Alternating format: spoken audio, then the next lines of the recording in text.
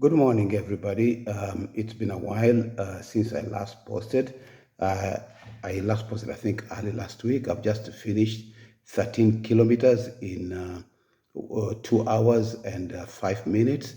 I know my friend Dr. Simon from Tanzania would have done that in half the time, and my other friend Eunice Korir, Eunice would have done it in about 18 minutes. Well, they're half my age and they're running. Eunice is not running; she's walking. So pretty good. Let's keep it up wherever you are in this world. Exercise and keep fit and keep healthy. So yeah, to end the week this week. Last week I stopped. I was in Japan. I was in Gifu University uh, doing my training there. So it's kawaida. Life happened.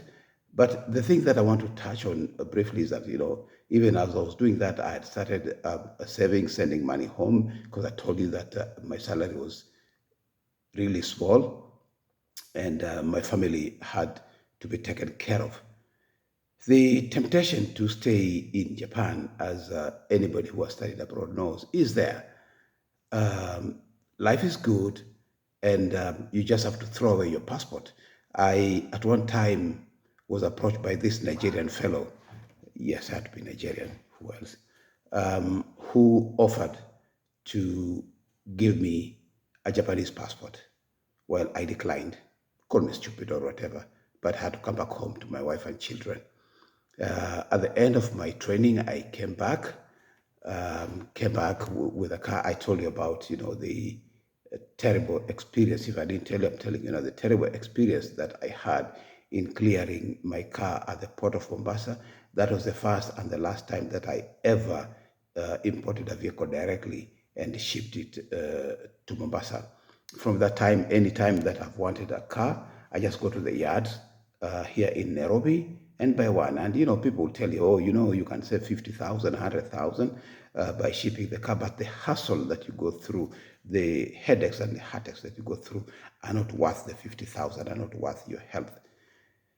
So yeah, you go importing vehicles and go giving your money to people to import vehicles for you, and you'll know what happened to some fellows in this country who lost hundreds of thousands, if not millions of shillings from people who promised to give them cars or import them cars directly from Dubai or from Japan. Anyway, so I came back uh, my wife came to pick me up from the airport together with a colleague of mine. And when we reached the house, I opened my stuff. I was giving my children things, keyboards, which they had wanted, shoes, and stuff like that. And they're looking at me like, who is this fellow? Except my eldest son who knew me. The other two did not know me at all. Remember when I left, my last born was 2 months old. Now he was more than a year old. His immediate elder was a year old. Now he was more than 2 years old. And, they would tell their mother, mom, ona huyu ananipatia hii, ona huyu. And, mom had to socialize them to tell them that I'm their dad. And at night, they see me sleeping on their mother's bed where they were sleeping. And they would go like, mom, ona huyu analala kwa kitanda yako. And some of them would say, I don't want to sleep here. You remember, this was a single room, and so they had to sleep down or on the couch.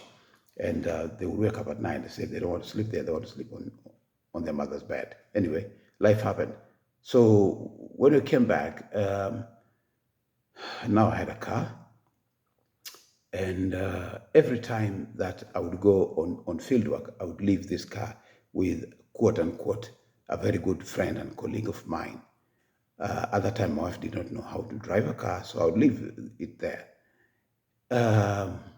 Only for a couple of years later, for me to be accused of theft. What had happened was this person, together with another person, used my car to ferry some acid bottles from the office. And this particular other person who really, really, really was a pain in my life for forever, because even now we don't still get along,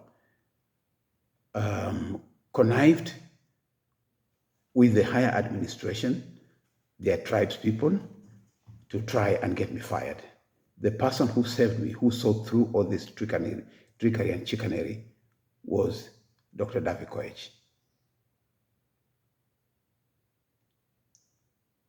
He did. He saw the truth that I was being fixed. Anyway, so I came back and I started making metal windows and doors and storing them under our bed. Did I have a plot of land? No. Did I know where I was going to build it? No. I just started making them. And early in 1994, my wife's sister-in-law, the wife of her elder brother, called us and told us that there was a plot of land in Kisumu if we are interested. So I went to Kisumu, and there was this very small, probably 40 feet by 25 feet, a triangular piece of land going for 40,000 shillings at that time. It's a lot of money. So I bought it, and we started constructing our first house. This house now is in Kisumu. It's a double-story flat with 5 tenants in it. And so, yeah, that's how we started our investment journey. And remember, at that time, my salary had also increased. I think there was a Comora commission or something like that. I don't remember. There were so many commissions during that time to increase civil servant salaries. And also the field allowance had increased. So we were still going to Malindi in 1994, in 1995 when the program ended. In 1996, I was posted to go work at the Wellcome Trust in Kilifi. There was a program, a research project called the Traveler's Diarrhea. And these fellows, they told the director, take this kanyamuishi. You have to find out what kanyamuishi means. Take this kanyamuishi to Kilifi akapambane na wazungu huko. They thought they were frustrating me. They thought that it was going to be hell on earth. They didn't want the Muzungus. I went to Kilifi, and that changed the trajectory of my life for the better. Immediately I arrived in Kilifi, I was told that the daily allowance was a princely 800 shillings daily. So within a few hours of my arrival, they had booked a hotel for me. I was given 24,000 shillings, a lot of money. So I sent for my wife to send the driver. I had a driver at that time to bring the children down to Kilifi for a holiday to spend. We spent the whole of that money. My wife also came. We spent all of that money touring the coast from Malindi to Lunga Lunga in the south. And we had a jolly good time. So after that, we started investing that money. Catch up with me next week for more. Bye.